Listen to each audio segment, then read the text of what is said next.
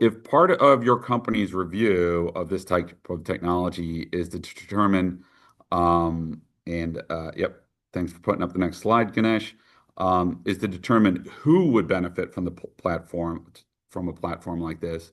I want to share a list of roles and how their efforts could change with these types of capabilities.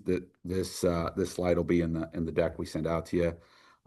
In many organizations, many of your team members can benefit across multiple departments from being able to self-serve part matching and competitive price information. And of course, today in my simulation, I was the only one using it, but I could just as easily have sent the link to any of our team members to run the same analysis.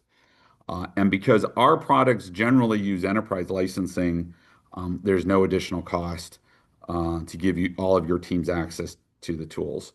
So many of our customers initially, are bringing these tools in for a specific department, maybe sales and marketing, uh, but they soon learn that field sales, engineering, and a whole host of other departments can benefit from access to it.